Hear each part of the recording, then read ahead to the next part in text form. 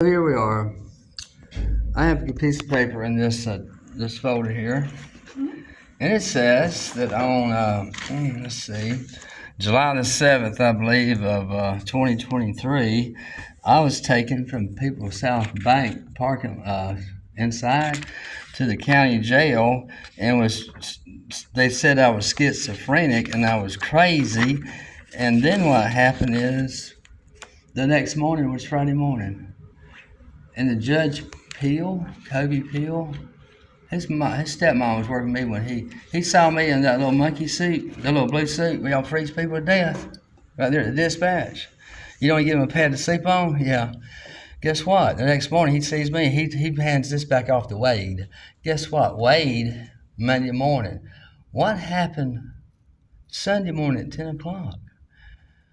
Deputy McDaniel, who filled out this report, this is totally false. He doesn't work for y'all anymore. But we know his number and we know where he lives. He took me to Midget's Lounge, 17 miles from the jail, and I look back and here's 2 squad cars and 4 deputies get out. A deputy came to my house today to give me a foreclosure notice. I can't remember his name. Every time I see him, "You were at Midget's Lounge." He said, "Yes, sir, I were." What happened was the senior deputy with gray hair, I don't know who he is. It's been July 7th of 2023. He gets out, he comes over, puts handcuffs, ankle cuffs, whatever, and straps them to it, and then slams the door jamb on it. Got me? And that's been 2 years ago, and there's still a little scar right there somewhere. But anyway, that got better. Then we go back to your jail. This ran by the county. So you're saying they took you from the jail? 17 miles, 5 deputies and 3 squad cars on Sunday morning, and tortured me. And they took me back to jail. Let me ask you this. When I got back to jail, in front of the jailers, there's no less than 10 people, deputies and jailers, and the one that did it. He grabbed my arm, the chain right here, and tried to pull a cuff link, my arm off. Documented nerve damage by Aaron Shores, who was a nerve ablation surgeon. Now, what happened next was I finally got out of that jail, and guess what happened next was we go to court. I get my day in court 2 months later, and it says basically no information.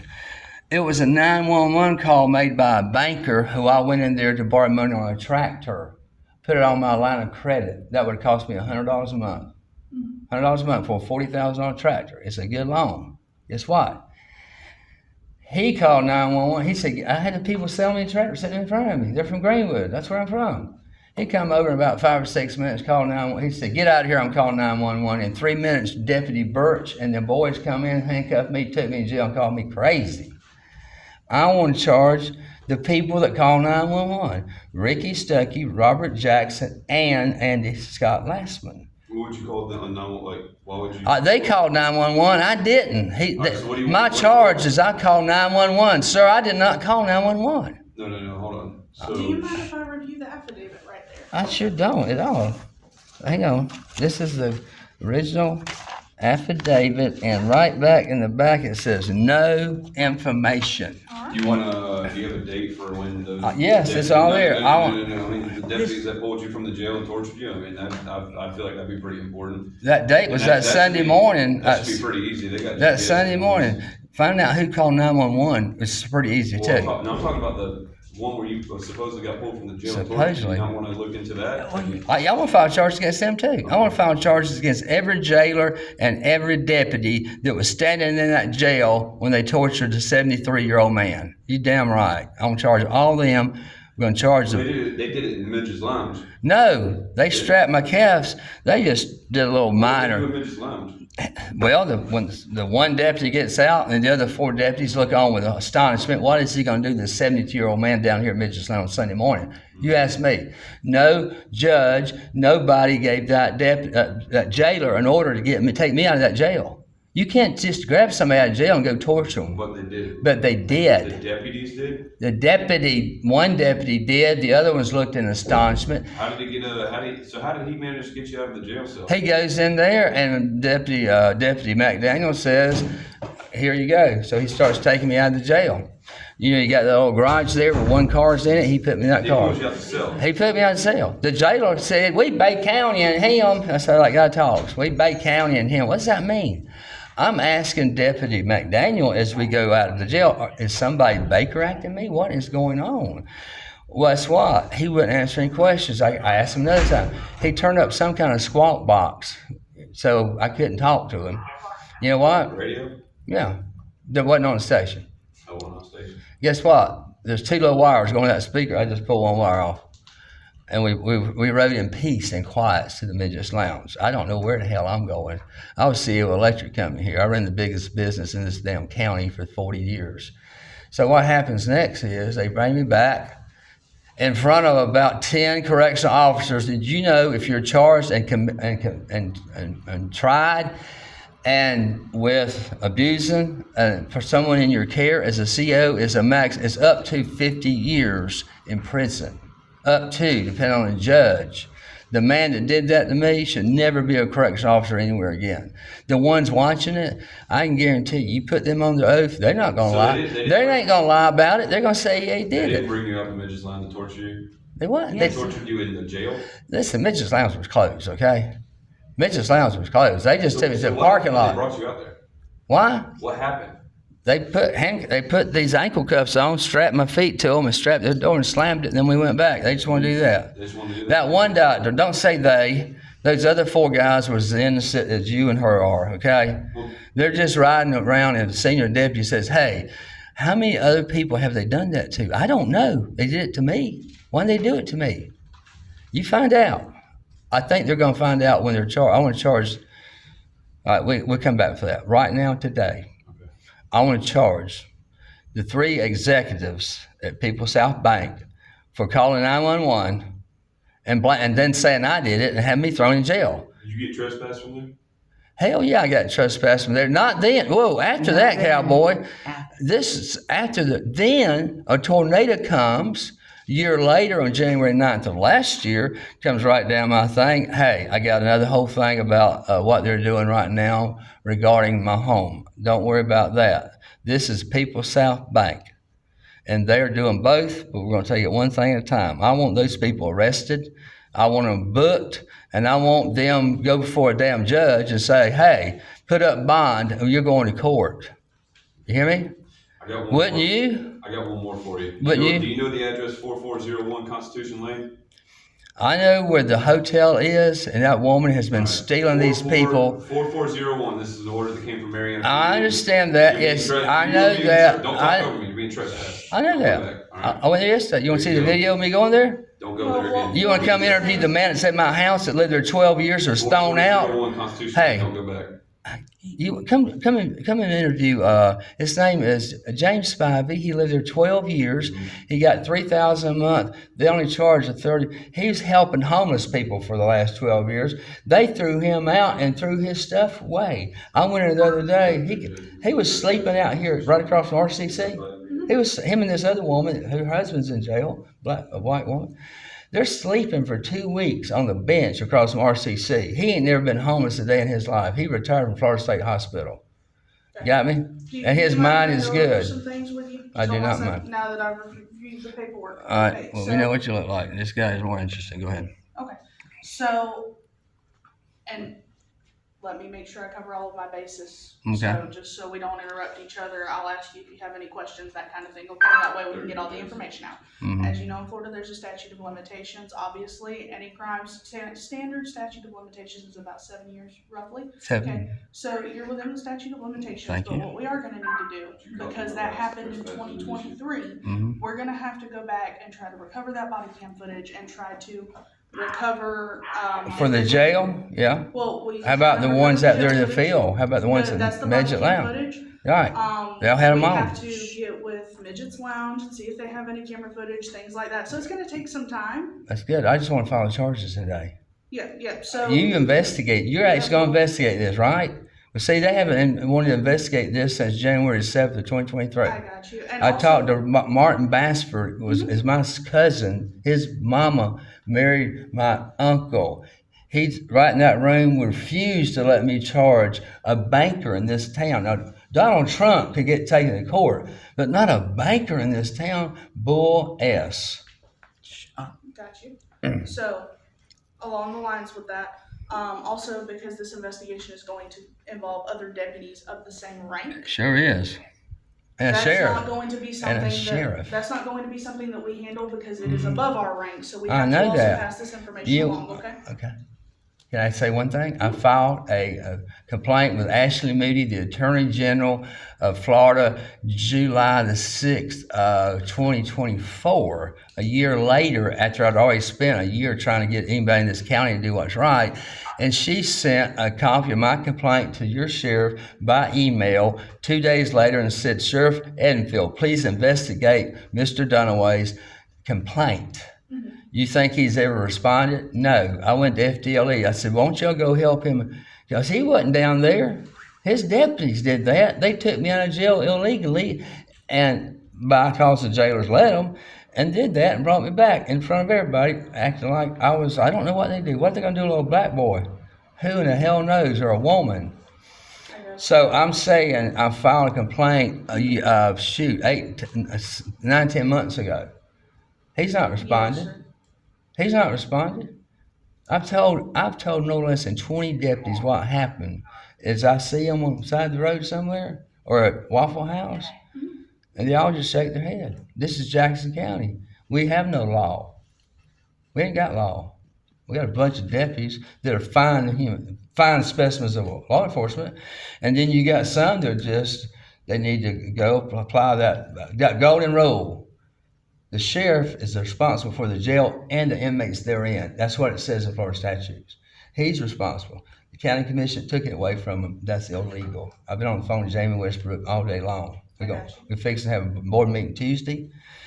Mr. Chief Deputy Birch, is that him? The chief deputy, what's his name? You talking about my immediate supervisor? I'm talking about. We have two Birches here. All right, So this there's one, Sergeant what Birch and he Major presented me, said, I went to the county commission office. We're going to have it Tuesday again. Under other matters, I sat down. He reached across the aisle and said, hey, I want to see you. A deputy was standing at the door. He goes to tell me, he searched me for a weapon. I'm wearing a suit. I've been in that county commission office bringing correctional officer jobs in Graceville and correctional officer jobs where? In Malone. He starts to give me the damn right act. I better call him sir and get your fingers. And I said, I'm going to go over here and sit down a few minutes because I just walked in. Those things used to take an hour and a half. Other matters, guess what? I sat there and I filmed that courthouse and told people exactly what happened.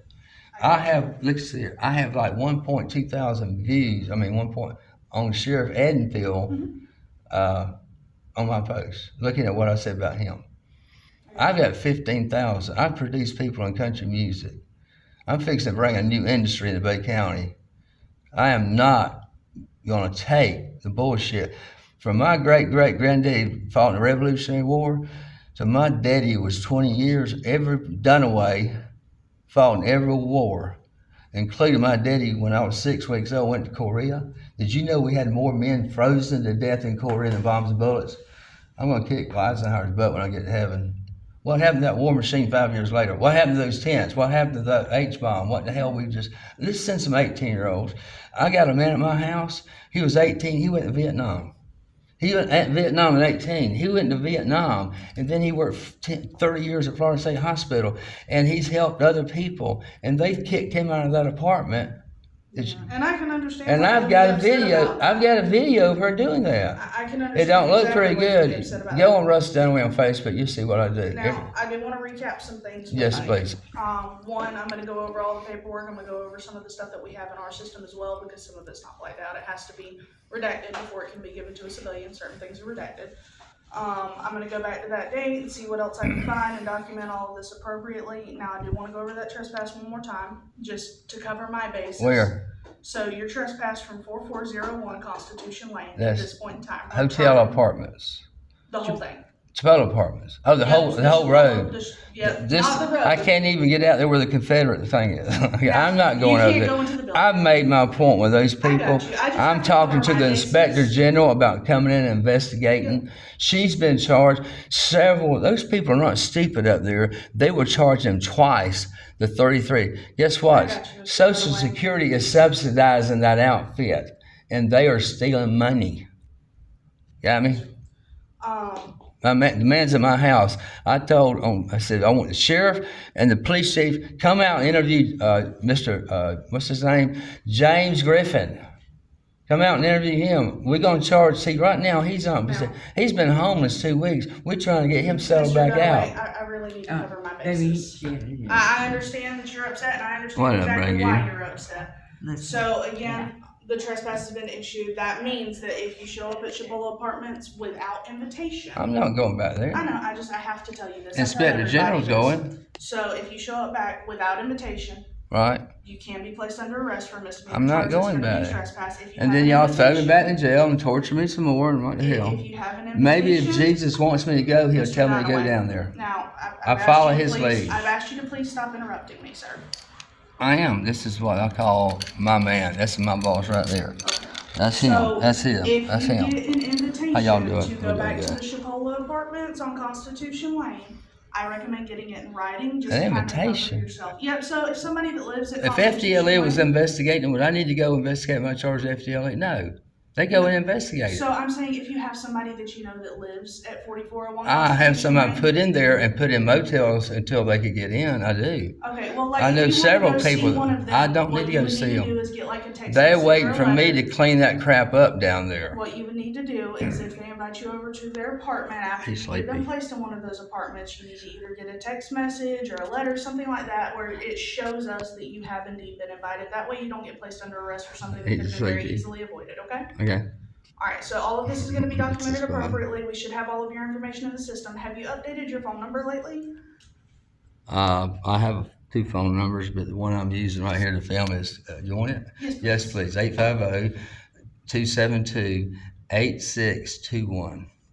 Alright, sir. And are you still living at Spring Creek? Where, Well, I got a last- notice to get out in 24 hours today. So you got. And I told the deputies they need to bring the Gatling guns because I ain't gonna leave my home. I got you. The woman across the street worth $100 million trying to steal my home with the help of People South Bank. I got you. I have also. When been can I instructed file charges against those people? That, like I said, we're gonna have to go through the investigation first. And When? It really depends on how long it's gonna How take. long is it to gonna get that take? A footage. month or so? It depends on how long it takes us to get that footage, and that's at the release I of the people that have. want, the wait a footage. minute. You go to that date, somebody from that bank called 911. You're telling me you can't just find out whose phone number called I can, but we're 911? going to You look could have done it back then. I wouldn't have gone to jail. And I They understand, could have but done I it before wasn't here back 2 then. months of hell.